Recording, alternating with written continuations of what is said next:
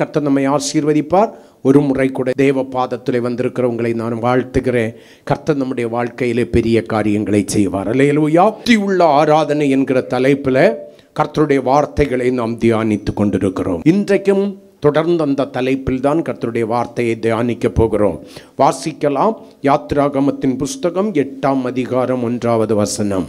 அப்பொழுது கர்த்தர் மோசேயை நோக்கி, நீ பார்வோனிடத்தில் போய் எனக்கு ஆராதனை செய்ய என் ஜனங்களை அனுப்பிவிடு. அவன் அனுப்புவதற்கு மறுத்தபோது கர்த்தர் தம்முடைய அடையாளங்களையும் அற்புதங்களையும் அங்கே வெளிப்படுத்தி, வாதைகளை வெளிப்படுத்தி, அந்த எகிப்தின் அடிமைத்தனத்திலிருந்து ஜனங்களை மீட்டு அவர்களுக்கு அவர் ஆயத்தம் பண்ணி வைத்திருந்த ஸ்தலத்திலே கொண்டு சென்று அவர்களை அங்கே வைத்து அவர்கள் நடுவிலே அவர் வாசம் பண்ணி அந்த ஆராதனையை அங்கீகரித்து கொண்டிருந்தார். அல்லேலூயா. ஆராதனை ஏற்படுத்தப்பட்டதனுடைய நோக்கத்தை குறித்து கடந்த நாளில் நான் உங்களுக்கு சொன்னேன். அப்போ புதிய ஏற்பாட்டில் உள்ள ஆராதனை எப்படி இருக்க வேண்டும் என்று விரும்புகிறார் என்று சொன்னேன். ரோமருக்கு எழுதின நிருபம் 12ஆம் அதிகாரம் 1வது வசனத்தை வாசிக்கலாம். அப்படி இருக்க சகோதரரே, நீங்கள் உங்கள் சரீரங்களை பரிசுத்தமும் தேவனுக்கு பிரியமான ஜீவ பலியாக ஒப்பு கொடுக்க வேண்டும் என்று தேவனுடைய இரக்கங்களை முன்னிட்டு உங்களை வேண்டிக் கொள்கிறேன். இதுவே நீங்கள் செய்யத்தக்க புத்தி உள்ள ஆராதனை. புதிய ஏற்பாட்டிலே தேவன் ஒரு புத்தி உள்ள ஆராதனை செய்யும்படி நம்மை அழைத்து, அந்த ஆராதனை எப்படி இருக்க வேண்டும் என்று இயேசு சொன்னார். ஆவியோடும் உண்மையோடும் இருக்க வேண்டும். அல்லேலூயா. யோவான் எழுதின சுவிசேஷத்திலே ஆராதனையின் பிரமாணம் கொடுக்கப்பட்டது. இயேசு அதை சொல்லும்போது சொல்வார் சமாரியா ஸ்திரீக்கு 4ஆம் அதிகாரத்தில். அது என்ன? பிதாவை தொழுது கொள்கிறவர்கள் ஆவியோடும் உண்மையோடும் தொழுது கொள்ள வேண்டும். ஆமென். அல்லேலூயா. அந்த காலம் இப்பொழுதே வந்திருக்கிறது. ஆமென் சொல்லுங்களேன். ஆவியோடும் உண்மையோடும். அப்ப அந்த ஆவியோடும் உண்மையோடும் ஆண்டவர் விரும்புகிற ஒரு ஆராதனை, அவர் சுகந்த வாசனை முகர்ந்து நம்மை ஆசீர்வதிக்கிற ஒரு ஆராதனையை நம்ம செய்யணும்னா நம்முடைய சரீரங்களை பரிசுத்தமும் தேவனுக்கு பிரியமான ஜீவ பலியாக, பரிசுத்தமும் தேவனுக்கு பிரியமான ஜீவ பலியாக ஒப்பு கொடுக்க வேண்டும் என்று ஆண்டவர் விரும்புகிறார். ஆவியோடும் உண்மையும் நிறைந்த ஒரு ஆராதனையாய், புத்தி உள்ள ஆராதனையாய், நம்முடைய சரீரங்களை பரிசுத்தமும் தேவனுக்கு பிரியவுமான ஜீவ பலியாய் ஒப்பு கொடுத்ததான ஒரு ஆராதனையாக அந்த ஆராதனை இருக்க வேண்டும் என்று சொல்லி ஆண்டவர் விரும்புகிறார். நம்முடைய சரீரங்கள் எப்படி ஜீவ பலியாக பரிசுத்தமானதாக ஒப்பு கொடுக்க வேண்டும் என்று சொல்லி ஏசாயா தீர்க்க தரிசன புஸ்தகம் 33ஆம் அதிகாரம் அதனுடைய 15வது வசனத்தை வாசித்து 2 காரியங்களை நாம் தியானித்தோம். அல்லேலூயா. அங்கே 6 காரியங்கள் எழுதப்பட்டிருக்கிறது. நம்முடைய அவயங்களை குறித்து அல்லது சரீரத்தை குறித்து 6 காரியங்கள் எழுதப்பட்டிருக்கிறது. முதலாவதாக நம்முடைய கால்களை குறித்து எழுதப்பட்டிருக்கிறது. அதை தியானித்தோம்.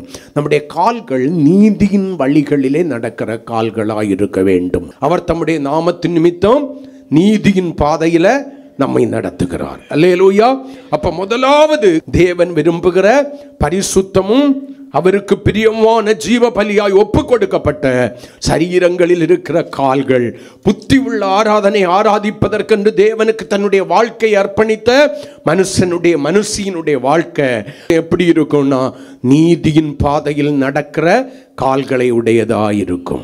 தேவன் விரும்பாத அநீதியின் பாதையில் நடக்கிற கால்களாய் இருக்காது. நமக்கு செம்மையாய் தோன்றுகிற பாதையில நடக்கிற கால்களாய் இருக்காது. தேவன் விரும்புகிற பாதையில நடக்கிற கால்களாய் மாறும். நம்முடைய வாயை குறித்து எழுதப்பட்டிருக்கிறது. செம்மையானவைகளை பேசுகிற நல்ல வாயாய் இருக்க வேண்டும். அல்லேலூயா. தாறுமாறான ஒழுங்கீனமான வார்த்தைகளை பேசுகிற, நம்மை கரை உண்டாக்குகிற, தேவனை கோபப்படுத்துகிற, நம்முடைய கையின் பிரயாசங்களை தேவன் அழித்து போடுவதற்கு ஏதுவான வார்த்தைகளாய் நம்முடைய வார்த்தைகள் இருக்கக்கூடாது. தேவனை துக்கப்படுத்துகிற வார்த்தைகளாய் இருக்கக்கூடாது. நம்மை பாவிகளாய் மாற்றுகிற வார்த்தைகளாய் இருக்கக்கூடாது. தேவன் விரும்புகிற செம்மையான வார்த்தைகளாய், ஒழுக்கமுள்ள வார்த்தைகளாய் இருக்க வேண்டும். அல்லேலூயா. ஒழுக்கமுள்ளவைகள் எவைகளோ அவைகளையே சிந்தித்துக் கொண்டிருங்கள் என்று சொல்லி வேதம் சொல்கிறது. அந்த ஒழுக்கமான வார்த்தைகளை பேசி மகிழ்கிறவர்களாய் தேவனுடைய பிள்ளைகள் இருக்க வேண்டும் என்று சொல்லி கடந்த நாளிலே நம்ம வாயை குறித்து தியானிச்சோம். இன்னும் 4 காரியங்கள் இருக்கிறது. மூன்றாவதாக, தேவனுக்கு பரிசுத்தமும் ஜீவ பலியுமாக ஒப்பு கொடுக்கப்படுகிற உங்களுடைய சரீரங்கள், புத்தி உள்ள ஆராதனை செய்யும்படி அழைக்கப்பட்டிருக்கிற உங்களுடைய வாழ்க்கையில உங்கள் சரீரங்களின் எந்த அவயத்தை குறித்து எழுதப்பட்டிருக்கிறது? வாசிக்கலாம் அந்த வசனத்தை. நீதியாய் நடந்து செம்மையானவைகளை பேசி இடுக்கண் செய்வதால் தீமை செய்கிறதால் வருகிறதான் ஆதாயத்தை வெறுத்து பரிதானங்களை வாங்காதபடிக்கு தங்கள் கைகளை உதறி இரத்தம் சிந்துவதற்கு ஏதுவான யோசனைகளை கேளாதபடிக்கு தன் செவியை அடைத்து பொல்லாப்பை காணாதபடிக்கு தன் கண்களை மூடுகிறவன் எவனோ அவனுக்கு வருகிற ஆசீர்வாதங்கள் கீழே 2 வசனத்துல இருக்கு. அவன் உயர்ந்த இடங்களில் வாசம் பண்ணுவான். கண்மலையின் அரண்கள் அவனுடைய உயர்ந்த அடைக்கலமாகும். அவன் அப்பம் ஒருபோதும் குறைவுபடாதபடிக்கு அவன் அப்பம் அவனுக்கு கொடுக்கப்படும். அவன் தண்ணீர் குறைவில்லாதபடி நிச்சயமாய் அவனுக்கு கிடைக்கும். உன் கண்கள் ராஜாவை மகிமை புரிந்தனவராக, கர்த்தரை மகிமை புரிந்தனவராக காணும். அந்த கண்கள் தூரத்தில் உள்ள பரலோக ராஜ்யத்தையும் பார்க்கும். தேவனுடைய ராஜ்யத்தை தரிசிக்கிற கண்களாய் மாறும். அப்ப இன்னைக்கு மூன்றாவதாக, இருதயம் வெறுக்க வேண்டும் என்று சொல்லி நம்முடைய இருதயத்தை குறித்து எழுதப்பட்டிருக்கிறது. இடுக்கண் செய்வதால் வரும் ஆதாயத்தை வெறுக்கிற இருதயமாய் தேவனுடைய பிள்ளைகள் இருக்க வேண்டும். அல்லேலூயா. தீமை செய்வதனாலே எனக்கு ஒரு ஆதாயம் வருகிறதே ஆனால், தீமை என்கிற பொய் சொல்வதனாலே எனக்கு ஒரு ஆதாயம் வருகிறதே ஆனால், தீமை என்கிற சில காரியங்களை நடப்பிக்கிறதுனாலே எனக்கு ஒரு ஆதாயம் வருகிறதே ஆனால், அந்த ஆதாயத்தை என்னுடைய இருதயம் விரும்பாதபடிக்கு வெறுக்கிறதா இருக்க வேண்டும். என்னுடைய பணத்தை வட்டிக்கு விடுவதனாலே ஒரு ஆதாயம் வருகிறதே ஆனால், என்னுடைய பணத்தை நான் வட்டிக்கு விடுத்து அந்த வட்டியினால் வருகிறதான ஆதாயத்தை வெறுக்கிற இருதயமாய் என்னுடைய இருதயம் இருக்க வேண்டும். ஆமென் சொல்லுங்களேன். தீமை செய்வதால் நன்மைக்கு நேர் எதிரிடையாயிருக்கிற அந்த தீமை செய்கிறதுனால் வருகிற ஆதாயத்தை வெறுக்கிற இருதயமாய் தேவனுடைய பிள்ளைகள் இருக்க வேண்டும். ஏன்னா இருதயத்தில் சுத்தம் உள்ளவர்கள் பாக்கியவான்கள், அவர்கள் தேவனை தரிசிப்பார்கள் என்று எழுதப்பட்டிருக்கிறது. அல்லேலூயா. ஏன் தீமை செய்வதனால் வருகிறதான ஆதாயத்தை விரும்புகிறோம்னு பார்த்தா, விக்கிரக ஆராதனை என்கிற பொருளாசை நம்முடைய இருதயத்துக்குள்ளால வாழ்ந்து கொண்டிருக்கிறபடியினாலே தேவன் விரும்பாத, தேவன் அருவருக்கிற, தேவனை துக்கப்படுத்துகிறதான விக்கிரக ஆராதனை என்கிறதான அந்த பொருளாசை நம்முடைய இருதயத்திற்குள்ளாய் வாழ்ந்து கொண்டிருக்கிறபடியினாலதான் தீமையினால் வருகிறதான வருமானங்களை அல்லது ஆதாயத்தை கூட நாம் சுதந்திரிப்பதற்கு, நியாயமில்லாத காரியத்திலே வருகிறதான ஆதாயத்தை கூட நமக்கு சொந்தமாக்கி கொள்வதற்கு நம்ம முயற்சிக்கிறோம். அல்லேலூயா. அருமையான தேவனுடைய பிள்ளைகளே, நீங்கள் உண்மையாயிருந்து பாருங்கள். கர்த்தருடைய வேதம் இப்படியாக சொல்கிறது, உண்மை உள்ள மனுஷன் பரிபூரண ஆசீர்வாதங்களை பெறுவான். அல்லேலூயா. தீமை செய்வதனால் வருகிறதான ஆதாயத்தை வெறுக்கிற மனுஷன் அவன் பரிபூரண கர்த்தருடைய ஆசீர்வாதத்தை பெற்றுக்கொள்கிறவனாய் பெற்றுக்கொள்கிறவளாய் மாறுவாள். நான் அடிக்கடி சொல்லுவேன், இஸ்ரவேல் ஜனங்கள் மேல் தேவனுடைய பெரிய நியாய தீர்ப்பு வருவதற்கு காரணம் என்னன்னு கேட்டீங்கன்னா, வேதத்தில் ஆண்டவர் இப்படியாக சொல்கிறார், அவர்களுடைய பொருளாசை என்கிற அக்கிரமத்தின் நிமித்தம் அவர்களை நான் அடித்தேன் என்று சொல்லுகிறார். அல்லேலூயா. அவர்களுக்கு கர்த்தர் எவ்வளவோ நன்மைகளை செய்து கொண்டிருக்கிறார். அவைகளிலே திருப்தி அடையாதபடிக்கு இருதயத்திலே விக்கிரக ஆராதனையாகிய பொருளாசை உள்ளவர்களாய், எல்லா தீமைக்கும் வேறாயிருக்கிற பண ஆசை உடையவர்களாய், இடுக்கண் இடுக்கண் தீமையான காரியங்களை செய்வதனாலே வருகிறதான ஆதாயத்தை விரும்புகிறவர்களாய் மாறுகிறார்கள். தேவன் பிரமாணம் கொடுத்திருந்தார், உன்னுடைய பணத்தை என்ன பண்ணக்கூடாது, வட்டிக்கு கொடுக்க கூடாது என்று எழுதியிருந்தார். ஆனால் அந்த பிரமாணத்தை அவர்கள் மாற ஆரம்பித்தார்கள். உன்னுடைய சொந்த சகோதரனை அடிமையாக நீ கொள்ளக்கூடாது என்றிருந்தார். தன்னுடைய பண பலத்தினாலே தன்னோடு கூட உள்ள தன்னுடைய ஏழை சகோதரனை அடிமையாக வாங்கினார்கள். அநேக காரியங்களிலே இடுக்கண் செய்வதனாலே வருகிறதான ஆதாயத்தை விரும்புகிறவர்களாக, தீமை செய்ய பழகினவர்களாக, கர்த்தருடைய கற்பனைகளையும் கட்டளைகளையும் விட்டுவிட்டவர்களாக, தேவனை உதாசீனப்படுத்தினவர்களாக இவர்கள் மாறினபடியினால் தான் வேதம் சொல்லுகிறது, பொருளாசை என்கிற அக்கிரமத்தின் நிமித்தம் கர்த்தர் அவர்களை அடித்தார். கர்த்தருடைய ஆசீர்வாதமே ஐஸ்வரியத்தை தரும், அதனோடு அவர் வேதனையை கூட்டார் என்று சொல்லி வேதம் சொல்கிறது. கர்த்தர் நம்மை ஆசீர்வதிக்கணும், கர்த்தர் நமக்கு நன்மையான ஈவுகளை தரணும். நன்மையான எந்த ஈவும் எங்கே இருக்கிறது? பரத்திலே ஜோதிகளின் பிதாவினிடத்திலே இருக்கிறது என்று சொல்லி வேதம் சொல்கிறது. அவர் கொடுக்கிறவர்களுக்கு வேற்றுமையின் நிழலோடு கூட அல்ல, உண்மையாய் எல்லாருக்கும் ஒன்று போல கொடுக்க விரும்புகிறார். அல்லேலூயா. பழைய ஏற்பாட்டு சபையிலே ஆண்டவர் முதல்ல ஆரம்பித்த ஒரு பிரமாணத்துக்கு பேர் என்ன தெரியுமா? சமநிலை பிரமாணம். அல்லேலூயா. அதிகமாய் சேர்க்கிறவனுக்கு அதிகமாகவும் இருக்கக்கூடாது, கொஞ்சமாய் சேர்க்கிறவனுக்கு கொஞ்சமாயும் இருக்கக்கூடாது. சமநிலை பிரமாணம் என்கிற ஒன்றை அவர்களை எகிப்திலிருந்து மீட்டு வனாந்தரத்தில் நடத்தி கொண்டு வரும்போதே அந்த பிரமாணத்தை ஏற்படுத்தினார். ஆண்டவராகிய இயேசு கிறிஸ்துவை சொந்த இரட்சகராய் ஏற்றுக்கொண்டு நம்மோடு கூட கிறிஸ்துவின் சரீரமாகிய சபையிலே அவயமாய் இணைக்கப்பட்டிருக்கிற நம்முடைய சகோதரன், நம்முடைய சகோதரியினுடைய குறைவிலே நாம் அவர்களுக்கு என்ன செய்கிறோம்? எத்தனை ஏழைகளுக்கு, எத்தனை உங்களோடு கூட தேவனை ஆராதிக்கிற கர்த்தருடைய பிள்ளைகளுக்கு நீங்கள் உதவினவர்களாயிருந்தீர்கள். உண்மையான ஒரிஜினல் தேவனுடைய பிள்ளையாய், தேவனுடைய சாயலினாலே பூரணமாக்கப்படுகிறவனாய், பூரணமாக்கப்படுகிறவளாய் இருக்க வேண்டும். தீமை செய்வதனால் வருகிற ஆதாயத்தை வெறுக்கணும். வேண்டாம், அது எனக்கு வேண்டாம். இதனால எனக்கு ஒரு நன்மை வருதுன்னா அது வேண்டாம். அதை வெறுக்கிற இருதயமுடையவர்களாயிருங்கள். கர்த்தர் உங்களை ஆசீர்வதிக்கணும்னா அவர் விரும்புகிறபடி நீங்களும் வாழணும். அவருடைய இருதயத்தை மகிமைப்படுத்துகிற சில காரியங்களை நீங்களும் செய்யணும். 500 ரூபாய்க்கு பக்கத்தில் இருக்கிற ஏழைக்கு உதவிப்பாரு. அவன் வயறார சாப்பிட்டுக்கிட்டு நேரம் கிடைக்கும் போதெல்லாம் உன்னையும் உன் குடும்பத்தையும் சேர்த்து வாழ்த்துவான். ஒரு 500 ரூபா 1000 ரூபாய்க்கு ஒரு ட்ரெஸ் எடுத்துப்பாரு. இல்லாத ஒருதிக்கு ஒரு 250 ரூபாய்க்கு ஒரு புடவை எடுத்து கொடுத்துப்பாரு. அவன் அந்த புடவையை எடுக்கும் போதெல்லாம் அந்த பிள்ளை நல்லா இருக்கணும், அந்த குடும்பம் நல்லா இருக்கணும். சபையில் இருக்கிற தேவ பிள்ளைகளுக்கு உதவி பாருங்க. அவங்க ஜெபம் பண்ணும் போதெல்லாம் தெரியாமலே செய்யுங்க, தெரிஞ்சு கூட செய்யாதீங்க. ஆண்டவரே, யாரு செய்தாலும் சரி ஆண்டவரே, அந்த குடும்பம் ஆசீர்வாதமாக இருக்கணும் ஆண்டவரே, அந்த தேவ பிள்ளைகள் ஆசீர்வாதமாக இருக்கணும் ஆண்டவரேன்னு சொல்லி அவர்களையும் அறியாமல் அவர்கள் உங்களை தேவனை துதிப்பார்களே, அந்த ஆசீர்வாதம் உன்மேலும் உன் குடும்பத்தின் மேலும் வந்து இறங்குமே. சகோதரனே, சகோதரியே, யாரை மகிமைப்படுத்தி வாழுகிறீர்கள்? பொல்லாத ஆதாயத்தை வெறுத்து, பொல்லாதவர்களுடைய புகழ்ச்சியை விரும்பி நாம் சில காரியங்களை தவறாய் செய்து கொண்டிருக்கிறோம். தீமை செய்வதனால் வருகிற எல்லாவித ஆதாயங்களையும், பணத்தை மட்டும் இல்லை, பொருளை மட்டும் இல்லை, புகழ்ச்சியையும் எல்லாவற்றையும் வெறுக்கிற ஒரு இருதயமுடைய தேவனுடைய பிள்ளைகளாய் நீங்கள் மாறணும். எடுத்தவர்கள் வாசிக்கலாம். நீதிமொழிகளின் புஸ்தகம் 16:8. அநியாயமாய் வந்த அதிக வருமானத்திலும் நியாயமாய் வந்த கொஞ்சம் வருமானமே உத்தமம். தீமை செய்வதனால் வந்த, நன்மைக்கு புறம்பான காரியங்களை செய்வதனால் பொல்லாத வழிகளிலே வந்த அதிக வருமானத்தை பார்க்கிலும் உண்மையான வழிகளிலே வந்த கொஞ்சம் வருமானமே உத்தமம். அப்படிப்பட்டதான இழிவான காரியங்களை தேவனுடைய பிள்ளைகளுடைய இருதயம் வெறுத்தாதா கர்த்தர் மகிழும்படியான ஒரு வாழ்க்கை நீங்க வாழ முடியும். நம்ம மாறணும்னா வெறுக்க வேண்டியவைகளை வெறுத்து, விட வேண்டியவைகளை விட்டு மனம் திரும்பி குணப்படாமல் இருந்தால் கர்த்தர் எப்படி உங்களை தன்னுடைய வாசஸ்தலமாக மாற்றுவார்?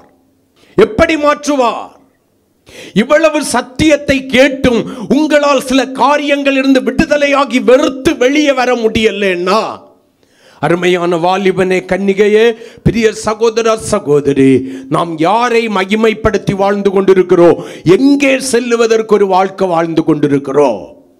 எனக்கு பணம் தேவைப்படுதுங்கிறதுக்காக, எனக்கு பொருள் தேவைப்படுகிறது என்பதற்காக, நான் வசதி உள்ள வாழ்க்கை வாழ வேண்டும் என்பதற்காக எப்படி எப்படி வந்தாலும் பரவாயில்லைன்னு நினைக்கிறீங்களா? எப்படி வந்தாலும் பரவாயில்லைன்னு நினைக்கிறீங்களா? சம்டைம் உங்களுடைய உறவுகளை நீங்கள் பிரியப்படுத்தி வாழ்வதற்கு காரணம் என்ன? அவர்கள் இழுக்கிற இழுப்புக்கெல்லாம் போய் அவர்கள் தவறான காரியங்களை சொன்னால் கூட சரி போல ஏற்றுக்கொண்டு அந்த மனநிலைமைக்கு மாறி நீங்கள் வாழ்வதற்கு காரணம் என்ன? அவர்கள் கொடுக்கல அல்லது அவர்களால் வருகிறதான இழிவான ஆதாயத்தை நம்பி அதை விரும்பி அதை வெறுத்து விட வேண்டிய நீங்கள், நான் இயேசுவால் மீட்கப்பட்டவன், நான் இயேசுவால் மீட்கப்பட்டவன், இயேசு எனக்கு தருகிற கொஞ்சம் போதும், அது என்னுடைய வாழ்க்கையிலே ஆசீர்வாதமும் மகிழ்ச்சியுமாய் இருக்கும். அந்த கொஞ்சத்தை அதிகமாக கர்த்தர் பெருக பண்ணுவதற்கு போதுமானவராயிருக்கிறார். நான் கொஞ்சத்திலே உண்மையாயிருந்தால் அநேகத்தின் மேல் என்னை அதிகாரியாக மாற்றுவதற்கு ஆண்டவர் சித்தம் கொண்டிருக்கிறார் என்று சொல்லி கர்த்தர் தருகிறவைகள் உங்களுக்கு போதல்லைன்னா கூட போதும் என்கிற மனதுடனே கூடிய தேவ பக்தியோடு தேவனுக்கு பிரியமில்லாத தீமையான பொல்லாப்பை நடப்பிக்கிறதுனால் வருகிறதான இழிவான ஆதாயங்களை வெறுத்து நீங்கள் மனுஷர்களை பிரியப்படுத்துகிறவர்களாய் அல்ல, உறவுகளை பிரியப்படுத்துகிறவர்களாய் அல்ல, உன்னதரை பிரியப்படுத்துகிறவர்களாய் வாழ்வீர்களே. ஆனால் நீங்கள் வியாபாரம் செய்கிறீர்களா? ஒரு பொருள் 5 ரூபாயா? அதுல உங்களுக்கு மேக்சிமம் எவ்வளவு லாபம் வைக்க வேண்டுமோ அதற்கு மேல வைக்காதீங்க. என்னைக்குமே நீங்க ஆசீர்வதிக்கப்பட முடியாது. அந்த 5 ரூபாய்க்கு ஒரு 8 ரூபாய் வைக்கலாமா? அது உங்களுக்கு ஆசீர்வாதமாக இருக்குமா? போதுமானதா இருக்கிறதா? உங்க தேவை எல்லாம் சேர்த்து நீங்க செலவழிக்கிறத எல்லாம் சேர்த்து 5 ரூபாய் கூட ஒரு 2 ரூபாய் கிடைச்சா உங்களுக்கு ஆசீர்வாதமா? 3 ரூபாய் கிடைச்சா ஆசீர்வாதமா? போதும். அதுக்கு 10 ரூபாய் கிடைக்கணும்னு நினைக்காதீங்க. நீங்கள் எங்கேயோ தேடும் போது எங்கேயோ இழக்கிறீர்கள். உங்கள் தேடுதல் தவறானதாய் போய்விடும். எந்த ஒரு இடத்திலே அந்த காரியங்களை செய்யாதீங்க. கர்த்தர் கொடுத்திருக்கிற சின்ன வியாபாரத்தில், கர்த்தர் கொடுத்திருக்கிற நல்ல தொழிலில் உண்மையாயிருந்து பாருங்கள். அதுல ஒரு பொய் சொல்லி அதனால் தீமையை உருவாக்கி அதனால் வருகிறதான வருமானத்தை, இழிவான வருமானத்தை வெறுக்கிற இருதயமுடையவர்களாயிருந்து பாருங்கள். கொஞ்ச நாளையில கர்த்தர் உங்களுடைய உண்மையை பார்த்து உங்களை ஆசீர்வதிக்க ஆரம்பிப்பார். உங்களுடைய உத்தமத்தை பார்த்து கர்த்தர் உங்களை ஆசீர்வதிக்க ஆரம்பிப்பார். நீங்கள் ஆசீர்வதிக்கப்பட்டவர்களாய் மாற ஆரம்பிப்பீர்கள். உங்கள் குடும்பம் ஆசீர்வதிக்கப்பட்டதாய் மாறும்.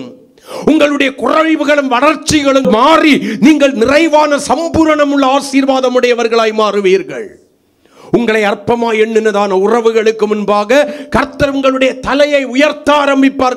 நீங்கள் என்ன தொழில் செய்கிறீர்களோ அது தவறு என்று நான் சொல்லவில்லை. என்ன வியாபாரம் செய்கிறீர்களோ அது தவறு என்று நான் சொல்லவில்லை. என்ன வேலை பார்க்கிறீங்களோ அது தவறு என்று நான் சொல்லவில்லை. அதிலே உண்மையாயிருங்கள். பொல்லாப்பை செய்வதனால் வருகிற பேசுகிற அந்த ஆதாயத்தை வெறுத்து கர்த்தர் தருகிறவைகள் போதும் என்கிற நல்ல இருதயத்தோடு வாழுகிற, அந்த கொஞ்சம் கிடைச்சாலே சந்தோஷமாய் வாழுகிற ஒரு அனுபவத்துக்குள்ளால கடந்து வந்து பாருங்க. நம்ம ஏன் அநேகம் பேருடைய வாழ்க்கையில தேவனுடைய ஆசீர்வாதம் இல்லை? எவ்வளவுதான் வந்தாலும் ஏன் வறட்சி வறட்சி வறட்சி வறட்சி வறட்சி? ஒரு 10 ரூபாய் வருதுன்னா ஏன் வர்றதுக்குள்ளால 15 ரூபாய் வந்து வாசல்ல நின்று கொண்டு இருக்கிறது? வருகிற வருமானத்தில் பெரும் பகுதி ஏன் வட்டி கடனுக்கு போயிட்டு இருக்கு? யோசிக்கிறீங்களா? வருமானத்தில் ஒரு பகுதி ஏன் டாக்டருக்கே போயிட்டு இருக்கு? யோசிக்கிறீங்களா? எவ்வளவு நானும் முயற்சித்து பார்க்கிறேன். ஏன் எங்கேயோ தவறு நடக்கிறது. உங்களை திருத்திக் கொள்ளுங்கள். உங்களுடைய இருதயம் வெறுக்க வேண்டியதான தீய வழிகளில் வருகிறதான நன்மைக்கு ஏதுவான காரியங்கள் என்று நீங்கள் நினைத்துக் கொண்டிருக்கிற காரியங்களை தயவு செய்து வெறுக்கிறதா இருக்கட்டும். இப்படி இருந்தால் நாங்கள் என்னைக்கு ஆசீர்வதிக்கப்படுறதுன்னு கேட்டீங்கன்னா, ஆசீர்வாதம் என்பது நீங்கள் பீரோவில் கட்டுக்கட்டாக வைக்கிற பணத்தில் இல்லாமைன்னு சொல்லுங்களேன். அல்லேலூயா. அழகா வேதம் சொல்லுது, உண்ணவும் உடுக்கவும் இருந்தால் போதும் என்று இருக்க கடவோம். புசிக்க ஆகாரம் இருக்கா, உடுக்க வஸ்திரம் இருக்கா, இருக்க வாடகைக்கு சொந்தத்துக்கு ஒரு வீடு தந்திருக்கிறாரா, கடன் இல்லாத ஒரு வாழ்க்கை இருக்கிறதா, வியாதி இல்லாத ஒரு வாழ்க்கை இருக்கிறதா, அதற்கு சந்தோஷப்படுங்க. எத்தனை பேருக்கு அந்த வாழ்க்கை இல்லை? அதிக வருமானத்திலும் கொஞ்சம் வருமானம் நல்லது, உத்தமம். அந்த கொஞ்சத்திலிருந்து கர்த்தர் உங்களை என்ன பண்ணுவார்? அதிகமாய் திரளாய் வர்த்திக்க பண்ணுவார். அவர் உங்களுக்கு சொல்லி இருக்கிறார், விருத்தி அடைய செய்வேன் என்று. எல்லாவற்றிலும் விருத்தி அடைய செய்வார். அப்ப நீங்க வேதனை இல்லாதவர்களாக இருப்பீங்க. ஆமென் சொல்லுங்களேன். அல்லேலூயா. உலகத்தில் அழிஞ்சு போகிற பணத்துக்காக பொருளுக்காக யாரையும் பிரியப்படுத்தி தயவு செய்து வாழ்ந்து விடாதீர்கள். யாரையும் மகிமைப்படுத்தி வாழ்ந்து விடாதீர்கள். அல்லேலூயா. யாரையும் முகஸ்துதி பண்ணி வாழ்ந்துடாதீங்க. பொய் சொல்லி இழிவான ஆதாயத்தை தேடாதீர்கள். எரேமியா 17ஆம் அதிகாரம் 11வது வசனத்தை கொஞ்சம் வாசிங்க. அநியாயமாய், அதாவது பொல்லாத வழிகளிலே, தீமையான வழிகளிலே ஐஸ்வர்யத்தை சம்பாதிக்கிறவன் முட்டையிட்டு அவயங்காத்தும் குஞ்சு பொரிக்காமற் போகிற கௌதாரிக்கு சமானமாயிருக்கிறான். அவன் தன் பாதி வயதிலே அதை விட்டு தன் முடிவிலே மூடனாயிருப்பான். அவனுக்கு அனுபவிக்கிறதுக்கு நேரம் கிடைக்காது. ஐஸ்வர்யத்தை சேர்த்து வைக்கிறவன் தனக்கு கேடுண்டாக சேர்க்கிறவனாயிருப்பான். தேவனுடைய பிள்ளைகள் எப்படியாவது பணத்தை சம்பாதிக்கணும் அல்ல. கர்த்தர் என்னையும் குடும்பத்தை நடத்தினா போதும், குறைவில்லாம நடத்தினா போதும். ஆமென் சொல்லுங்களேன். அல்லேலூயா. மீதி வரும்போது வருதான் செய்து. அநியாயமாய் ஐஸ்வர்யத்தை சம்பாதிக்கணும்னு நினைக்கிறவனே முட்டையிட்டு அவயங்காத்தும் குஞ்சு பொரிக்காமற் போகிற கௌதாரிக்கு சமானமாயிருக்கிறான். இந்த பறவைகளிலே மோசமானது கௌதாரி. தான் போடுகிற முட்டைக்கு அடை காக்கவே காக்காது. மானவாரியா போட்டுக்கிட்டு போவோம். எங்கிருந்தாவது வருமானம், எப்படியாவது நடந்தா போதும், எப்படியாவது எப்படியாவது எப்படியாவது என்கிறத முதல்ல விடுங்க. வேண்டாம். சில வேளைகளில் சில காரியங்களுக்காக எவ்வளவு பொய் சொல்கிறோம், கூனி குறுகி போய் நிற்கிறோம். வேண்டாம். உண்மையாக இருந்து பாருங்க. நம்ம யாருக்கு முன்னாலேயும் தலை குனிய வேண்டிய அவசியமே இல்லை. கர்த்தர் தந்திருக்கிறத வச்சுக்கிட்டு கஷ்டம் கஷ்டம் கஷ்டம் கஷ்டம் இல்லை இல்லை இல்லைன்னு சொல்லி தெளிவான ஆதாயத்திற்காக தேவன் தந்த தேவனை மறுதலிக்காதீங்க. தாரதை நிறுத்திடுவார். நான் இவ்வளவு அநீதி உள்ளவனாய் அநீதி உள்ளவளாய் இருந்த போது கூட கர்த்தர் என்னை கிருபையாய் நடத்துகிறார் என்று யோசிச்சு பாருங்க. ஆமே, அந்த உண்மையின் நிமித்தம் கர்த்தர் உங்களை ஆசீர்வதிப்பார். உண்மை உள்ளவைகள் எவைகளோ, ஒழுக்கம் உள்ளவைகள் எவைகளோ, கற்புள்ளவைகள் எவைகளோ அவைகளை சிந்தித்துக் கொண்டிருங்கள் என்று சொல்லி வேதம் நமக்கு அறிவுரை சொல்லுகிறது. உங்க சிந்தை சரியா இருக்குன்னா இருதயம் வெறுக்க வேண்டியதை வெறுக்கும். இருதயம் வெறுக்க வேண்டியதை வெறுத்துச்சுன்னா சுத்த இருதயம் உள்ள இஸ்ரவேலருக்கு தேவன் ஆமென் சொல்லக்கூடாதா? கர்த்தருடைய நாளை நம்ம ஏன் செட்டப் பண்ணுறோம்? கர்த்தருடைய நாளில் ஏன் பிந்துது? சில வேளைகளில் இழிவான ஆதாயத்திற்காக. வேண்டாம். என் பிரச்சனை எனக்கு தான் தெரியும்னு நினைக்கிறீங்களா? உங்கள் பிரச்சனை உங்களுக்கு தெரிஞ்சதை விடையும் கர்த்தருக்கு தெரியும். ஆமென் சொல்லுங்களேன். ஆமே. கர்த்தருக்கு தெரியாமல் என்ன உங்களுக்கு தெரியும் சொல்லுங்க பார்ப்போம். என் பிரச்சனை எனக்கு தான் தெரியும்னு சொல்கிறேன். உங்களை பார்த்து தான் தெளிவாக கேட்குறேன், முகத்துக்கு முகமாக கேட்குறேன். கர்த்தருக்கு தெரியாத உங்கள் பிரச்சனை உங்களுக்கு என்ன தெரியும்? உங்களுக்கு வந்த பறவைக்கு தான் அது பிரச்சனைன்னு தெரியும். அவருக்கு வரும் முன்னாலே தெரியும் வரப்போகுது. நாமே சொல்லுங்களேன். அதற்கு கர்த்தர் ஒரு மாற்று வழியையும் ஏற்படுத்தி இருப்பார். நீதிமானுக்கு வரும் துன்பங்கள் அநேகமாயிருக்கும். அவைகள் எல்லாவற்றிலும் நின்று கர்த்தர் அவனை விடுதலை ஆக்குவார். பொல்லாத இருதயமுடையவனாய் நீ சேர்த்து வைத்து தக்க வைத்துக் கொள்கிற உறவுகள், தேவனுடைய பிரமாணத்திற்கு மீறி நீங்கள் வைத்துக் கொள்கிறதான சில நன்மைகள், மனிதனை திருப்திப்படுத்தி வாழுகிற வாழ்க்கைகள் வெறுக்காத உங்களுடைய இருதயத்தில் இருக்குமே, ஆனால் அவைகள் உங்களே ஒரு நாளைக்கு கைவிட்டு விடும். ஆமென். உங்களுக்கு அது பிரயோஜனமற்றதாக போயிடும். அதுக்கு பிறவைக்கு நீங்கள் அங்கேயும் திரும்ப முடியாது, இங்கேயும் திரும்ப முடியாது. கர்த்தரும் கைவிட்டுருவார், மனுஷனும் கைவிட்டுரும், பணமும் கைவிட்டுரும். எல்லாம் கைவிட்ட பின்பு நம்மளால் ஒன்றுமே பண்ண முடியாது. பாதாளத்தில் இறங்கினது போல இருக்கும் நம்முடைய வாழ்க்கை. சரி, 4வது காரியத்துக்கு போயிடுவோம். 33ஆம் அதிகாரம் 15வது வசனம். பரிதானங்களை வாங்காதபடிக்கு தன்னுடைய கைகளை ஒத்தரணும். பரிதானம்னா என்னது? லஞ்சம். லஞ்சம் வாங்காதபடிக்கு. எனக்கு ஒரு சம்பளம் இருக்கா, அந்த சம்பளத்துக்கு மேலே என்ன வேலைக்கு வச்சிருக்கவனுக்கு தெரியாம 5 பைசா நான் சம்பாதிக்க நினைக்க கூடாது. 5 காசு 5 காசு தானே. அந்த 5 காசை நான் என்ன பண்ணக்கூடாது? ஏதோ ஒரு காரியத்தை நினைப்பிப்பதற்காக யாரோ ஒரு இடத்துல நான் கை நீட்டக்கூடாது. பரிதானங்களை வாங்காதபடிக்கு, லஞ்சம் வாங்காதபடிக்கு உன்னுடைய கைகளை என்ன பண்ணணும்? உதறணும். பரிதானம் என்கிறது நீங்க வெளியே போண்டான். சில வேளையில வீட்டுக்குள்ளால இருந்தே ஆரம்பிச்சிடும். வீட்டுக்குள்ளால பரிதானம் இருக்கா? சில வேளைகளில் நம்மையும் அறியாம இருக்கு. ஒண்ணி மூத்தது செய்திருக்கோம் அல்லது இளையது செய்திருக்கும். மூத்தது செய்தா இளையது பார்த்திருக்கும், இளையது செய்தா மூத்தது பார்த்திருக்கும். அதை வச்சே பிளாக்மெயில் பண்ணி நான் இப்ப அப்பா கிட்ட சொல்லுவேன், இப்ப அம்மா கிட்ட சொல்லுவேன். உடனே நீ எனக்கு இதை தந்தேன்னா நான் சொல்ல மாட்டேன். Please please please please please please please சொல்லாத சொல்லாத சொல். சரி, நான் சொல்லலை. ஆனால் இதை செய்தா அல்லது இதை தந்தா நான் சொல்ல மாட்டேன், எனக்கும் வேணும்டி ப்ளீஸ் பாதி, முழுசும் வேணும். அல்லேலூயா. சத்தமா வீட்டுக்குள்ளால இருந்தேன். சில கணவன் மனைவி கிட்ட லஞ்சம் வாங்குவாரு, சில மனைவி கணவன் கிட்ட லஞ்சம் வாங்குவாங்க. வீட்டுக்குள்ளாலே ஆரம்பிக்குது லஞ்சம்ங்கிறது, வெளியே இல்லை. அதுக்கு பிறவைக்கு வெளியில் வரும். வீட்டுக்குள்ளாலே நம்ம பழக்க வைக்கப்படுகிறோம், பழகி கொள்கிறோம். கர்த்தருக்கு ஸ்தோத்திரம். ஏன் அந்த தவறு நடக்கிறது? நமக்கு பயம் இல்லை. பரிதானம் வாங்காதபடிக்கு உதறுகிற கைகள் நமக்கு இல்லை, சுத்தமான கைகள் நமக்கு இல்லை. கைகளில் சுத்தம் இருந்துச்சுன்னா அவைகளை விரும்ப மாட்டோம், உதறி தள்ளி விடுவோம். வேண்டாம், சரி இந்த ஒரு தடவை தப்பு பண்ணினியா, இனி செய்தா அப்பா அம்மா கிட்ட சொல்லுவேன்னா இட்ஸ் ஓகே. இதை தந்தேன்னா சொல்ல மாட்டேன்னு சொன்னா அது தப்பி தவறி எடுத்து பயந்து பயந்து பரலோகத்துக்கு போனாலும் நீ 7ஆம் பாதாளத்திலையும் 7ஆம் பாதாளத்துக்கு போவ. அந்த தப்பை செய்யாதீங்க. உங்க வீட்டுக்குள்ளாலே அந்த பரிதானம் என்கிற அந்த லஞ்சம் என்கிற ஒரு காரியத்தை விட்டுருங்க. வேலை செய்கிற இடத்துல தயவு செய்து லஞ்சம் வாங்காதீங்க. தயவு செய்து லஞ்சம் வாங்குவதை தவிர்த்து விடுங்கள். பரிதானம் பார்வை உள்ளவனை குருடனாக்கி நீதியை தடம்புரளச் செய்கிறது என்று சொல்லி வேதம் சொல்கிறது. எந்த ஒரு மனுஷன், எந்த ஒரு மனுஷி இழிவான ஆதாயத்திற்கு தன்னுடையதான கையை உதறி லஞ்சம் வாங்குவதை விரும்புகிறார்களோ அவர்களுடைய பார்வை குருடாகி போகிறது. அவர்கள் நியாயத்தை புரட்டுகிறவர்களாயிருக்கிறார்கள். உண்மைக்கு புறம்பான ஒரு வாழ்க்கை வாழுகிறவர்களாயிருக்கிறார்கள். இல்லாததை உண்டி என்று சாதிக்கிறவர்களாய் மாறுகிறார்கள், உள்ளதை இல்லை என்று சாதிக்கிறவர்களாய் மாறுகிறார்கள். தேவ சபையே, நம்ம அப்படி இருக்கக்கூடாது.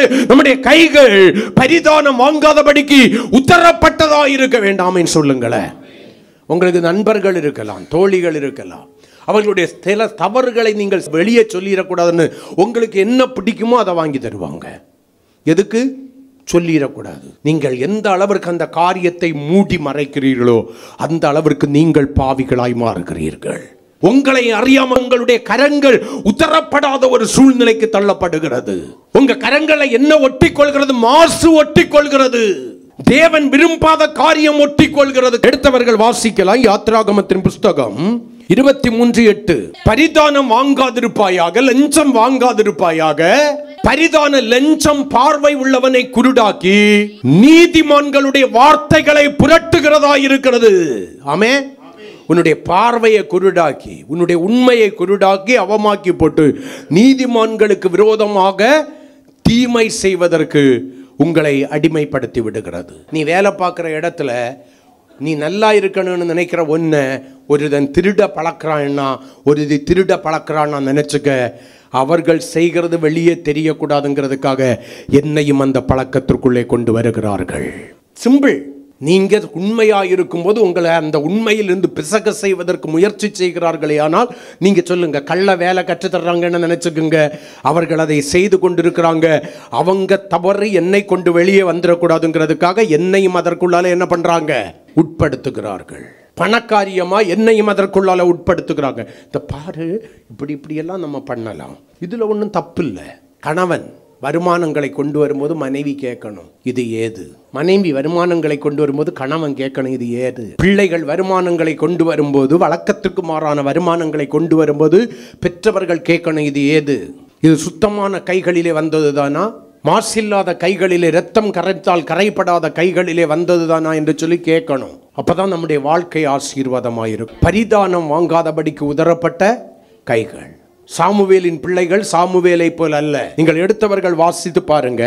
1 சாமுவேலின் புஸ்தகம் 8ஆம் அதிகாரம் 3வது வசனத்தில் வாசிக்கிறதான வேளையில் அவர்கள் பரிதானம் வாங்கி நியாயத்தை என்ன பண்ணினாங்க? புரட்டினார்கள். சாமுவேல் ரொம்ப நல்லவர், அவனுடைய பிள்ளைகள் அப்படி இருக்கிறாங்க. சங்கீதக்காரன் 24ஆம் சங்கீதம் 4வது வசனத்தில் சொல்லுவார், வாசிக்கலாம். கைகளில் சுத்தமா இருக்கணும். கைகள் எப்படி இருக்கணும்?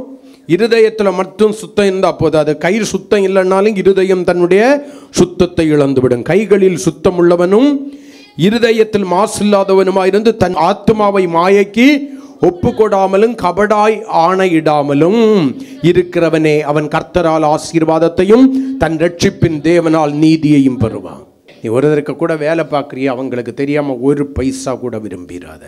ஒரு பைசாவுக்கு பொருளை உன் வீட்டுக்கு கொண்டு போயிடாது. எனக்கு ஆண்டவர் தாரது போதும். நீ உண்மையாக இருந்து பாரு, அதே இடத்துல மற்றவங்களுக்கு சீக்கிரமாக வசதி வாய்ப்புகள் வரும், உனக்கு கொஞ்சம் லேட்டாக வர்றது கர்த்தர் கொடுக்கிறதா இருக்கும். கர்த்தர் கொடுக்கிற உயர்வு உன்னை எங்கேயோ கொண்டு போய் வச்சிரும். ஆமென் சொல்லுங்களேன். இப்ப செவிகளை குறித்து வாசிக்கிறதான வேளையில வேதம் என்ன சொல்கிறது? இரத்தம் சிந்துவதற்கான யோசனைகளை கேளாதபடி தன் செவியை அடைக்கிறவர்கள். இரத்தம் சிந்துவதற்கு ஏதுவான ஆலோசனைகளை அல்லது யோசனைகளை கேட்காதபடிக்கு தங்களுடைய செவியை அடைத்துக் கொள்கிற தேவனுடைய பிள்ளைகளாயிருக்க வேண்டும். அப்ப நம்ம செவி ரொம்ப முக்கியம். சொல்றவங்க என்ன வேணுமென்றாலும், யாரை குறித்து வேண்டும் என்றாலும் சொல்லுவார்கள். சொல்லுகிறவர்களுக்கு ஜிஎஸ்டி எல்லாம் கிடையாது. ஆகையினாலே யாரை குறித்து வேண்டும் என்றாலும், என்ன வேண்டும் என்றாலும் சொல்லுவார்கள். ஆனால் அதை கேட்கிற நீங்கள் எப்படிப்பட்டவர்களாக இருக்கிறீர்கள்? அதை கேட்டு அதை உங்களுடைய இருதயத்திலே பதித்து அதை ஒரு கசப்பாக உருவாக்கி நல்லவர்களை பகைக்கிறவர்களாய் நீங்கள் இருக்கிறீர்களா? அநேகம் பேருடைய யோசனைகள் நல்லவர்களை பகைக்கிறவர்களாக உங்களை மாற்றி விடுகிறது. அல்லேலூயா. நல்லவர்களை பகைக்கிற யோசனைகளாக உங்களை மாற்றி விடுகிறது. இரத்தம் சிந்துவதற்கு ஏதுவான யோசனைகள். ஒரு அழகான குடும்பம், ஒரு சகோதரன், ஒரு சகோதரி, 2 பிள்ளைகள். அந்த பெண்ணை கல்யாணம் பண்ணி கொண்டு வந்ததிலிருந்து அந்த மனிதனுக்கு என்ன இல்லை? நிம்மதி என்பது இல்லை. ஏன் இல்லைன்னு கேட்டீங்கன்னா, இவ சரியான வாயாடி. அவளுக்கு அந்த ஊரே வைத்திருக்கிற பேர் என்னது? வாயாடி. சம்பந்தம் வந்து இவர்கள் பேசும்போது அந்த பெண்ணை குறித்து அந்த ஊரில் போய் அவனுடைய பெற்றோர் விசாரிக்கிறார்கள். அந்த ஊர்க்காரர்கள் சொல்லுகிறார்கள், அந்த பொண்ணா வேண்டாம், குடும்பத்தை தொலைச்சிருவா, சரியான வாயாடி என்று. அந்த பெண்ணை தம்பிக்கு பிடிச்சு போச்சு அல்லது அந்த சகோதரனுக்கு பிடிச்சு போயிடுச்சு. ஆகையினால அந்த வீட்டாரோடு கூட சொல்கிறான், எனக்கு இந்த பொண்ணு தான் வேணுங்கிறான். இப்ப அந்த தகப்பனும் தாயும் இது வேண்டாம் என்று சொன்னவர்களை பார்த்து சொன்னாங்க, இல்லை எங்களுக்கு வாயாடி பொண்ணு தான் வேணும், பரவாயில்லை எங்கள் குடும்பத்துக்கு அது தேவை என்று சொல்லி அவனுக்கு மனம் முடித்து வைத்தார்கள். கொஞ்ச நாளையில் 2 பேரும் மரித்து போய்விட்டார்கள். யாரு? அவனுடைய அப்பாவும் அம்மாவும் மரித்து போய்விட்டார்கள். இவள் சரியான வாயாடி. வாயாடி என்பது வீட்டிற்குள்ளால இல்லை, வீண் சண்டைக்கு ஊரு ஃபுல்லா போவா. ஒரு காரணமும் இல்லாத சண்டைக்கு போவா. சண்டைக்கு போய் அப்படியே நிறுத்திட்டா போதாது, வாசல்லையே உட்கார்ந்துருப்பா. அவன் வேலைக்கு போயிட்டு அவ்வளவு களைத்து போய் வருவான். அந்த மனிதனை பார்த்து சொல்லுவா, அவன் இன்னைக்கு என்ன அப்படி சொல்லிட்டான், அவள் என்னை இப்படி சொல்லிட்டா, நீ அவனை போய் அடிச்சிட்டு வரலன்னா நான் உனக்கு சாப்பாடே தர மாட்டேன், வீட்டுக்குள்ளாலே ஏற்ற மாட்டேன். உண்மை சம்பவம், நான் பொய் சொல்லல. இப்படி எப்படியும் வாரத்துக்கு ஒரு 3-4 சண்டைகளை உருவாக்கி ஒன்னி அவனை அடி வாங்குறவனா மாத்துவா, இல்லைன்னா போலீஸ் ஸ்டேஷனுக்கு போறவனா மாத்துவா. வீட்டுக்குள்ளால ஏத்த மாட்டா, சாப்பாடு தர மாட்டான்னு பயந்து வரிஞ்சு கட்டிட்டு போவா, அந்த கெட்ட வார்த்தையும் பேசிக்கிட்டு. சில குடும்பத்தில் அவனுக்கு பருப்பு வந்துடும், ஏன்னா அவனை எதிர்ப்பதற்கு ஆள் இருக்காது. சில குடும்பத்தில் 2 பசங்க இருப்பாங்க, வயதான பெற்றோர் இருப்பாங்க, வாலேன்னு சொல்லிக்கிட்டு பிடிச்சு நல்லா என்ன பண்ணிடுவாங்க, நொய்ய புடைச்சுக்கிட்டு இருப்பாங்க.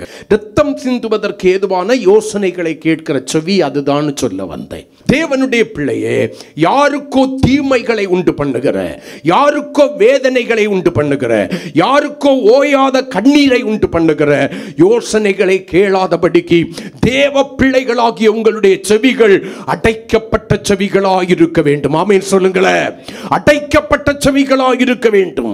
நல்ல வார்த்தைகளை கேட்பதற்கு மட்டும், பிரயோஜனமுள்ள வார்த்தைகளை கேட்பதற்கு மட்டும், கர்த்தருக்கு ஸ்தோத்திரம், சமாதானத்திற்கு ஏதுவான வார்த்தைகளை கேட்பதற்கு மட்டும், பக்தி விருத்திக்கு ஏதுவான வார்த்தைகளை கேட்பதற்கு மட்டும், தேவநாம மகிமைக்கான வார்த்தைகளை கேட்பதற்கு மட்டும் திறக்கப்பட்ட செவிகளாய் எந்த ஒரு தேவனுடைய பிள்ளையினுடைய செவி இருக்கிறதோ அவர்கள் தேவன் விரும்புகிற புத்தி உள்ள ஆராதனை செய்கிறவர்களாய் மாறுவார்கள். அவர்கள் தேவன் விரும்புகிற புத்தி உள்ள ஆராதனை செய்கிறவர்களாய் மாறுவார்கள். காரணம், அவர்களுடைய சரீரங்கள் தேவநாம மகிமைக்காக பரிசுத்தமும் தேவனுக்கு பிரியமுமான ஜீவ பலியாய் கர்த்தருக்கு ஒப்பு கொடுக்கப்பட்டிருக்கிறது. அல்லேலூயா.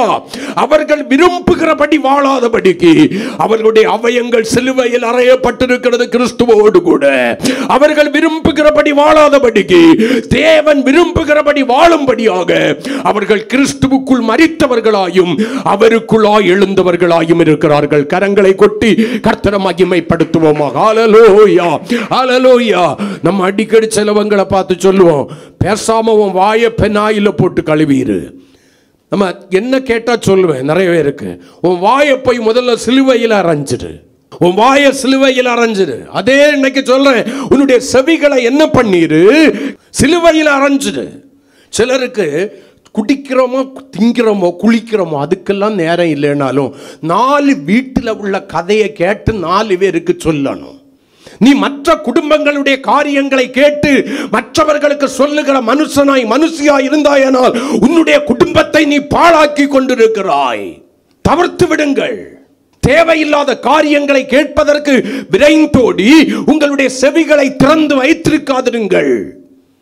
தவறான காரியங்களை உங்களுடைய செவிகள் கேட்கும்படி ஒருவர் பேசும்போது ஸ்தோத்திரம் என்று சொல்லிவிட்டு போய்விடுங்கள். காரணம், அந்த வார்த்தைகள் உங்களுடைய பரிசுத்தத்தை இழக்கச் செய்யும். உங்களுக்குள்ளாய் தவறான காரியங்களை எண்ணங்களை உருவாக்கும்.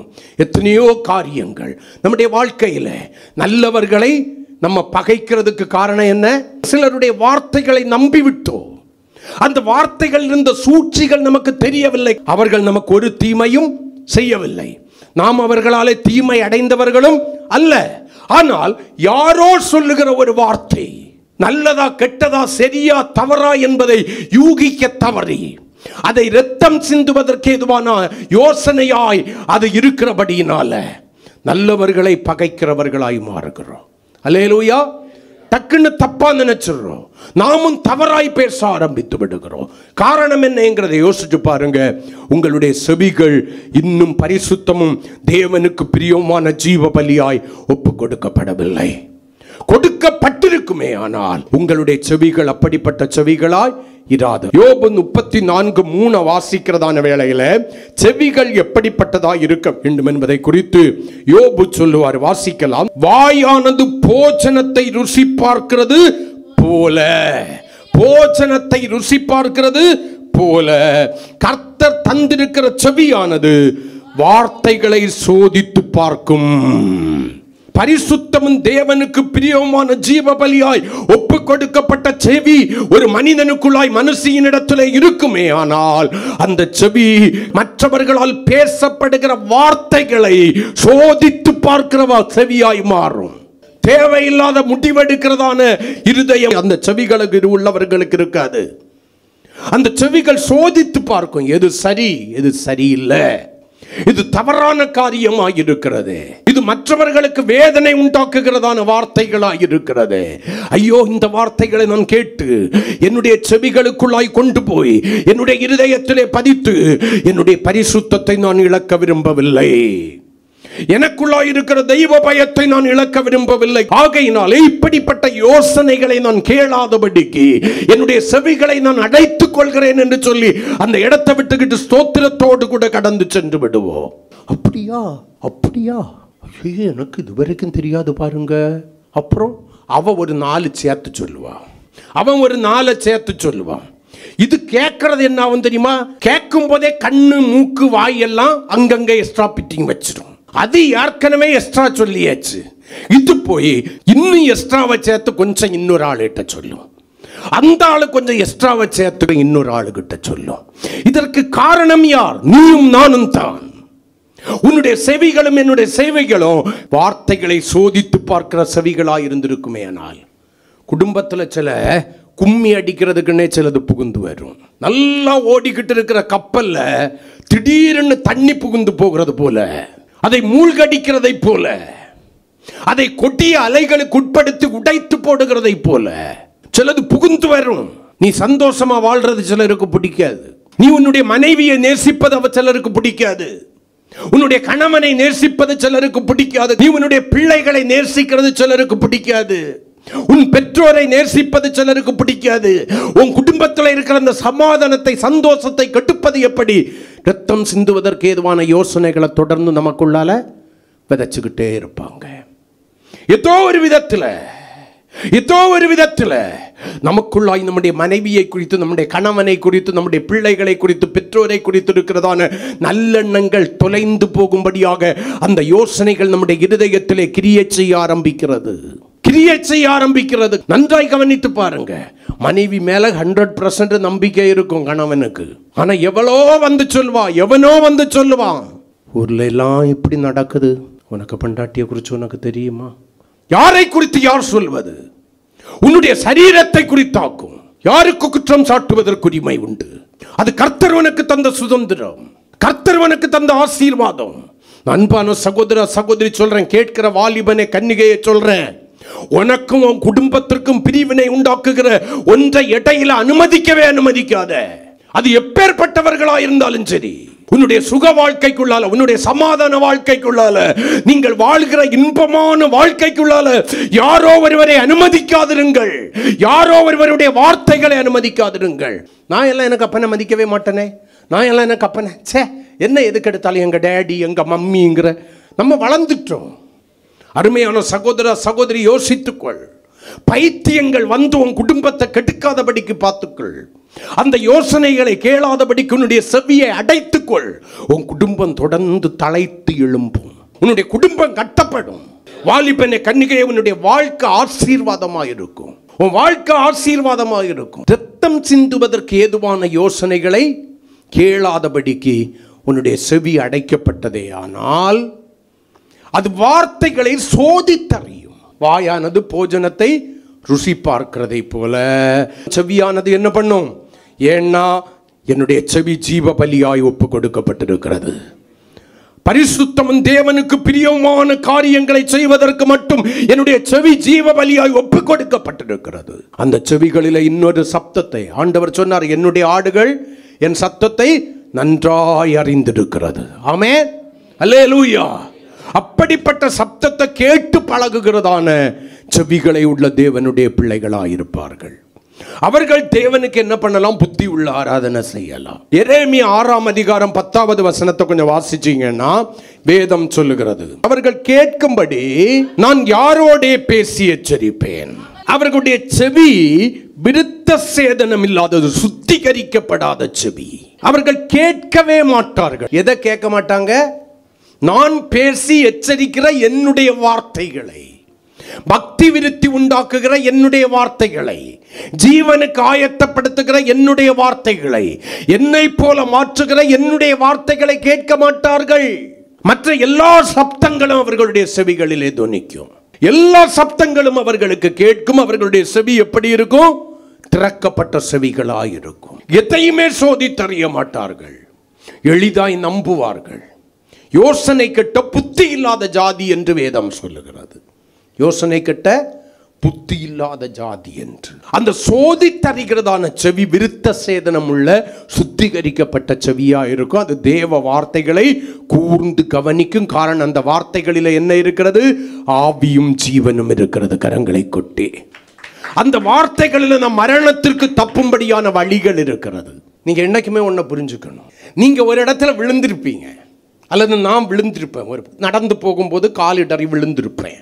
எல்லாம் நான் சொல்கிற காரியத்தை நீங்கள் புரிஞ்சுக்கணும். அப்போ தான் உங்களுக்கு புரியும். நான் விழுந்திருப்பேன். உங்களில் சிலர் அதை பார்த்திருப்பீர்கள். நான் விழுந்த வேகத்தில் எழுந்து ஐயையோ விழுந்துட்டேன்னு கேவலத்தில் என்ன பண்ணியிருப்பேன்? நான் போயிருப்பேன். இனி அந்த வழிகளிலே நான் விழுந்து விடக்கூடாது என்பதிலே ஜாக்கிரதையாக இருப்பேன். அதுக்கு பிறவைக்கு நான் விழமாட்டேன். ஆனால் நான் விழுந்ததை பார்த்த நீங்கள் திரும்ப திரும்ப மற்றவன் விழுந்த இடமாக்கும், மற்றவன் விழுந்த இடமாக்கும், மற்றவன் விழுந்த இடமாக்கும், மற்றவன் விழுந்த இடமாக்கும். உங்களுக்கு அர்த்தம் புரிகிறதா இல்லையா? விழுந்தவர்கள் மறந்து விட்டார்கள். அவர்கள் அவைகளிலிருந்து மீண்டு வந்து விட்டார்கள். இனி ஒரு முறை விழாதபடிக்கு தன்னுடைய வாழ்க்கையை காத்து கொண்டிருக்கிறார்கள். ஆனால் விழுந்ததை பார்த்து கொண்டிருந்த நீ அல்லது யாரோ இவன் இந்த இடத்திலே விழுந்து விட்டான், யாரோ ஒருவர் இவள் இந்த இடத்திலே விழுந்து விட்டாள் என்று சொல்லி உனக்கு ரத்தம் சிந்துவதற்கு ஏதுவான யோசனைகளை சொன்னவர்கள் அந்த வார்த்தைகளை கேட்டபடியினால இன்னும் நீ அவங்கள விழுந்தவங்களாவே பார்த்துக்கிட்டு இருக்க. அவங்க எழுந்து போய் எப்போவோ போயாச்சு. ஆனால் உண்மையிலே இப்போ விழுந்தது யாரு தெரியுமா? நீ தான் திரும்ப திரும்ப விழுந்து கிடக்கிற. நீங்க தான் விழுந்து கொண்டிருக்கிறீங்க.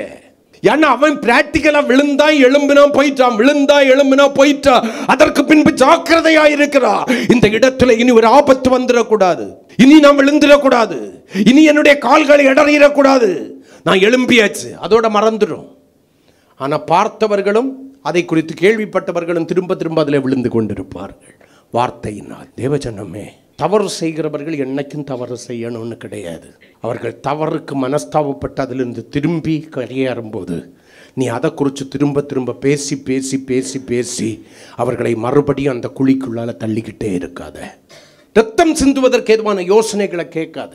உனக்கும் பெற்றோர்களுக்கும் பிரச்சனையா, கூப்பிட்டு வச்சு 5 நிமிஷம் பேசு. உனக்கும் மனைவிக்கும் உனக்கும் கணவனுக்கும் பிரச்சனையா, ஒரு 5 நிமிஷம் பேசு. 5 நிமிஷம் டைம் ஒதுக்கி பேசி பாருங்க. ஏன் இன்றைக்கு குடும்பங்களுக்குள்ளாய் சமாதானம் இல்லை? சில சாதுவை கூட காடு மிரண்டதாய் பண்ணுகிறது. ரத்தம் சிந்துவதற்கு ஏதுவான ஆலோசனைகளை அல்லது யோசனைகளை கேட்கிற செவிகள் உனக்கு இல்லாதபடி அந்த வார்த்தைகளை சோதித்தறிந்து உன்னுடைய செவிகள் தேவனுக்கு பிரியமானவருடைய சப்தத்தை கேட்பதற்காக விருத்த சேதனம் பண்ணப்பட்ட சுத்தமான செவிகளாய் மாறட்டுமே. அல்லேலூயா. சங்கீதம் 78:1 வாசிங்க. என் ஜனங்களே, என்னுடைய உபதேசத்தை கேளுங்கள், என் வாயின் வசனங்களுக்கு என்ன பண்ணுங்க, உங்கள் செவிகளை சாயுங்கள். ஏன் உபதேசத்தை கேட்டு என்னுடைய வாயின் வார்த்தைகளுக்கு உங்களுடைய செவிகள் கேட்கிறவைகளாயிருக்கட்டும். அது நல்ல வார்த்தைகள் என்று ஆண்டவர் சொல்லுகிறார். ஆமென் சொல்லுங்களேன். அந்த வார்த்தையை மட்டும் நம்ம கேட்கவே மாட்டோம். அந்த வார்த்தையை கேட்டு வாழ்ந்திருப்போம்னா இதுக்கு முன்னால் நம்முடைய வாழ்க்கை எப்படியோ மாறி போயிருக்கும். நம்ம எல்லாம் சொல்கிறோம், என்னுடைய சரீரம் தேவனுக்கு பரிசுத்தமும் பிரியமான ஜீவ பலியாய் ஒப்பு கொடுக்கப்பட்டிருக்கு. சிலருக்கு பரிசுத்தம் என்ன தெரியுமா? கணவன் கூட டைம் ஸ்பெண்ட் பண்ணுறது பரிசுத்தம் கட்டுரும், மனைவி கூட டைம் ஸ்பெண்ட் பண்ணுறது பரிசுத்தம் கட்டுரும். யார் சொன்னா? யார் உங்களுக்கு சொன்னால்? தவறான உபதேசம். வேதம் சொல்கிறது, உபவாசத்திற்கும் ஜபத்திற்கும் தடையாயிராதபடிக்கு சில காலம் பிரிந்திருக்கிறதே வேண்டியதே அன்றி, அதுக்கு மிஞ்சி நீ மிதம் மிஞ்சின நீதிமானா மாறணும்னு நினைச்சேன்னா உள்ளால சாத்தான் புகுந்துடுவான். சாத்தானுக்கு இடம் கொடுக்குற. நீ ஜபிப்பதற்கு ஒரு நேரம் உண்டு, வேதத்தை வாசிப்பதற்கு ஒரு நேரம் உண்டு, ஆண்டவரோடு கூட நடப்பதற்கு ஒரு நேரம் உண்டு. அதே போல உன் மனைவிக்கு கொடுக்க வேண்டிய ஒரு நேரம் உண்டு, உன் கணவனுக்கு கொடுக்க வேண்டிய நேரம் உண்டு. அதுக்கு இடையில யாருடைய ஆலோசனைக்கு உன்னுடைய செவியை என்ன பண்ணிடாத. சிம்சனுக்கு யாருக்கு உபதேசம் பிடிக்கும் தெரியுமா? சொல்லுங்க பாப்போம். ஹலோ சொல்லுங்க. தெளிலாளுக்கு உபதேசம் கடைசியில் எங்க கொண்டு விட்டுச்சு தெரியுமா? 2 கண்ணை இழக்க செய்து 2 வெண்கல விலங்குகளை மாட்ட செய்து காசாவிலே மாவரைத்து கொண்டிருக்க வைத்தது. உன் கூட ஆண்டவருக்கு அப்புறம் கடைசி வரைக்கும் முன்னோடு கூட பிரயாணிப்பவன் உன் கணவன். கடைசி வரைக்கும் முன்னோடு கூட பிரயாணிப்பவள் உன்னுடைய மனைவி. அவர்களுக்கு கொடுக்க வேண்டிய நேரத்தை உண்மையாய் கொடு. அவளுடைய யோசனைகளை அல்ல தட்டிடாத, அவனுடைய யோசனைகளை அல்ல தட்டிடாத. சிலர் சமையலுக்கெல்லாம் நேரம் ஒதுக்குவீங்க, உங்கள் கணவனுக்கு நேரம் ஒதுக்குங்க. குடும்ப மகிமையாக இருக்கட்டும். ஆமேன். ஆராதனை புத்தி உள்ளதாக இருக்கட்டுமே. ஆமீன் சொல்லுங்களேன். அல்லேலூயா. கர்த்தருடைய சப்தத்தை கேட்கிற செவிகளாக இருக்கட்டும். ஒரு வசனத்தை கூட வாசிப்போம். நீதிமொழிகள் 4:20. என் மகனே, என் வார்த்தைகளை கவனி, என் வசனங்களுக்குன் செவியை சாய். என் வார்த்தைகளை கவனித்து என் வசனங்களுக்குன் செவியை சாய். இன்னைக்கு இந்த காரியத்தை நான் முடிச்சிடுறேன். அப்போ நீதியாய் நடக்கிற கால்கள், செம்மையானவைகளை பேசுகிற வாய்கள் அல்லது வாய், பொல்லாப்பை செய்கிறதுனால் வருகிற ஆதாயத்தை வெறுக்கிற இருதயம், பரிதானம் வாங்காதபடிக்கு உதறப்பட்ட கைகள், இரத்தம் சிந்துவதற்கு ஏதுவான யோசனைகளை கேளாதபடிக்கு அடைக்கப்பட்ட செவிகளை உடையவர்கள் புத்தி உள்ள ஆராதனை செய்வார்கள். காரணம், அவர்களுடைய சரீரங்கள் தேவனுக்கு பரிசுத்தமும் பிரியவுமான ஜீவபலியாய் ஒப்பு கொடுக்கப்பட்டிருக்கிறது. அல்லேலூயா. இப்போ மறுபடியும் வருவோம். 33ஆம் அதிகாரம் 15வது வசனம். பொல்லாப்பை காணாதபடிக்கு தன் கண்களை மூடுகிறவன் எவனோ? மூடப்பட்ட கண்கள். தீமைக்கு ஏதுவான காரியங்களை பார்க்காதபடிக்கு, தீமைக்கு ஏதுவான காரியங்களை கண்டு ரசிக்காதபடிக்கு மூடப்பட்ட கண்கள். உன் கையில் மொபைல் இருக்கு, அதுல நன்மைக்கு ஏதுவான காரியங்கள் நிறைய இருக்கு, தீமைக்கு ஏதுவான காரியங்கள் அதை பார்க்கலும் பல மடங்கு அதிகமாக இருக்கிறது. உன் கையில இன்னைக்கு லேப்டாப்னு ஒன்று வச்சிருக்க. நீ உண்மை உள்ளவனே ஆனால், நீ ஒழுக்கம் உள்ளவளே ஆனால், ஒழுக்கம் உள்ளவனே ஆனால், நான் கேட்கிற நீ கணவனாயிரு, மனைவியாயிரு, பிள்ளைகளாயிருங்கள். உன் மனைவிக்கு தெரியாம உன் லேப்டாப்லையும் சரி, உன்னுடைய செல்போன்லையும் சரி, எதுக்கு பர்சனல் லாக். உன் பெற்றோருக்கு தெரியாம ஏன் லாக்கு, உன் கணவனுக்கு தெரியாம ஏன் லாக்கு, யாருக்கும் தெரியாத சீக்ரெட் லாக்கு எதுக்கு? நான் சொல்றேன், மற்றவர்களுக்கெல்லாம் உன்னுடையதான மொபைலினுடையதான பாஸ்வேர்டு தெரிய வேண்டாம், உன்னுடைய லேப்டாப்பினுடைய பாஸ்வேர்டு தெரிய வேண்டாம், அது மறைக்கப்பட்டவதாகவே இருக்கட்டும். உன்னுடைய மனைவி, உன்னுடைய லைஃப் பார்ட்னர், அவளுக்கு உன்னுடையதான பாஸ்வேர்டு தெரிஞ்சிருக்கணும். ஒரு அவசரத்துக்கு அவனுடைய மொபைலை எடுத்து யாரையோ அழைக்கணும்னா அந்த பாஸ்வேர்டு தெரிஞ்சிருக்கணும். இனி வெளியே உள்ள பாஸ்வேர்டை சொல்லி கொடுத்துட்டு வாட்ஸ்அப்புக்கு தனியா ஒன்று, இன்ஸ்டாவுக்கு தனியா ஒன்றுன்னு தனித்தனியா போட்டு வைக்காத.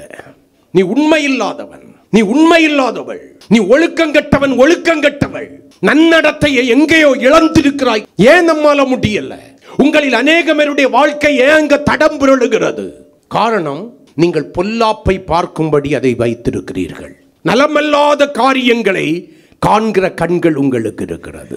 தீமையை உண்டாக்குகிற காரியங்களை காண்கிறதான கண்கள் உங்களுக்கு இருக்கிறது. நீங்கள் தேவனுக்கு பிரியமில்லாத காரியங்களை உங்க மொபைல்ல பார்க்குறீங்க. நன்மைக்கு ஏதுவல்லாம தீமையை உண்டாக்குகிற, சமாதான கேடுகளை உண்டாக்குகிற, மரணத்திற்கு நம்மை பாத்திரவான்களாய் மாற்றுகிற காரியங்களை உங்களுடைய கண்கள் அவைகளிலே காண்கிறபடியினால இனி யாருக்கும் அது தெரிந்து விடக்கூடாது அந்த ரகசியம் என்று சொல்லி நீங்கள் அதை லாக் போட்டு வச்சிருக்கிறீங்க. 2, உங்க வாட்ஸ்அப், உங்க இன்ஸ்டா இதெல்லாம் ஏன் நீங்க லாக் போட்டு வச்சிருக்கீங்க அல்லது ஏன் அடிக்கடி டெலீட் பண்றீங்க? ஓப்பனா விடுங்க. நீங்க யாருக்கிட்ட சாட் பண்ணி இருக்கீங்க, யாரு உங்களுக்கு சாட் பண்ணி இருக்காங்கன்னு சொல்லி மற்றவர்களுக்கு தெரிந்து விடக்கூடாது. கணவனாய் இருக்கட்டும், மனைவியாய் இருக்கட்டும், பிள்ளைகளாய் இருக்கட்டும், பெற்றோராய் இருக்கட்டும். ஏன் இந்த வேஷம் தரிக்கிற வாழ்க்கை? அப்ப உங்க கண்கள் இன்னும் என்ன பண்ணல? பரிசுத்தமும் தேவனுக்கு பிரியமான ஜீவ பலியாய் ஒப்பு கொடுக்கப்படவில்லை. கண்கள் ஒப்பு கொடுக்கப்படாதபடியினால வழியில போகும்போது தீமைக்கு ஏதுவான காரியங்களை பார்த்து ரசிக்கிறது. உங்க மொபைல்ல தீமைக்கு ஏதுவான காரியங்களை பார்க்கிறது, சாட் பண்ணுகிறது. உங்க லேப்டாப்ல அதே செய்றீங்க. சரி, இதெல்லாம் போட்டுமே ஒரு போனை யாருக்கோ பண்ணிக்கிட்டு அந்த ஆள் பார்த்தான்னா அவ்வளவுதான், அந்த அவ பார்த்தான்னா அவ்வளவுதான்னு சொல்லிக்கிட்டு, எங்க அப்பன் பார்த்தான்னா அவ்வளவுதான், எங்க அம்மா பார்த்தான்னா போட்டே கொடுத்துருவான்னு சொல்லிக்கிட்டு ஏன் டெலீட் பண்றீங்க? எந்த அளவுக்கு நீங்க நல்லவங்களா இருக்கிறீங்க?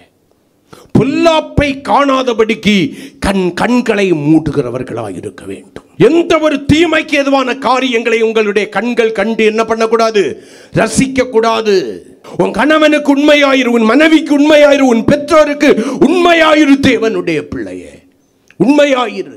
உண்மை உள்ள மனுஷன் மட்டும்தான் பரிபூரண ஆசீர்வாதங்களை பெறுவான். பொல்லாப்பை காண்கிற கண்கள் அதை விட்டுக்கிட்டு வர முடியல. சிலது ராத்திரி 1 மணி 2 மணி வரைக்கும் 3 மணி வரைக்கும் தூங்குறேங்கிற பேரில் பெட்ஷீட்டை எடுத்து மூடிக்கிட்டு பிரைட்னஸை கம்மியாக வச்சுக்கிட்டு கண்ணு போயிருப்பா, கண்ணு போயிரும். அது நாங்கள் வேற கண்ணு வாங்கிக்கிடுவோம். நான் சிந்திப்பதற்கு சொல்லுகிறேன். உன்னுடைய கண்கள் தேவனுக்கு பரிசுத்தமும் பிரியமான ஜீவ பலியாய் ஒப்பு கொடுக்கப்பட்ட கண்களே. ஆனால் அது கலிக்கம் போடப்பட்ட உண்மையுள்ள கண்களாயிருக்கும். பரிசுத்தத்திற்கு ஏதுவான காரியங்களை பார்க்கிற கண்களாயிருக்கும். தேவன் விரும்பாத அருவருப்புகளையும் அசுத்தங்களையும் பார்த்து ரசிக்கிற கண்களாய் உன்னுடைய கண்கள் இருக்காது. உனக்கு தீமை உண்டாக்குகிற, உன்னை நரகாக்கினையின் பிள்ளையாய் மாற்றுகிற காரியங்களை பார்த்து ரசிக்கிற கண்களாய் இருக்கவே இருக்காது. கர்த்தரை தரிசிக்கிற, கர்த்தருடைய மகிமையை தரிசிக்கிற கண்களாய் உங்களுடைய கண்கள் மாறி போகும். அல்லேலூயா. நான் விழிக்கும் போது உம்முடைய சாயலால் திருப்தி அடைவேன் என்று சொல்லி தாவீது சொன்னதை போல கர்த்தரை தரிசிக்கத்தக்கதாய், அவருடைய சாயலை காணத்தக்கதான, அவரை தேடுகிற கண்களாய் உங்களுடைய கண்கள் இருக்குமே தவிர உலக காரியங்களை கொண்டு திருப்தியாக்குகிற கண்களாய் உங்களுடைய கண்கள் இருக்காது. பொல்லாத காரியங்களை பார்க்கிற, தீமைக்கு ஏதுவான காரியங்களை பார்க்கிற கண்களாய் உங்களுடைய கண்கள் இருக்கக்கூடாது. அதனாலதான் வேதம் சொல்லுது, உன்னுடைய கண்ணுக்கு என்ன பண்ணணுமா? கலிக்கம் போடணுமா. நீதிமொழிகளின் புஸ்தகம் 4ஆம் அதிகாரம் 25வது வசனத்தை வாசிப்ப, உன் கண்கள் நேராய் நோக்க கடவது, உன் கண்ணிமைகள் உனக்கு முன்னே செவ்வையாய் பார்க்க கடவது. ஆமென்.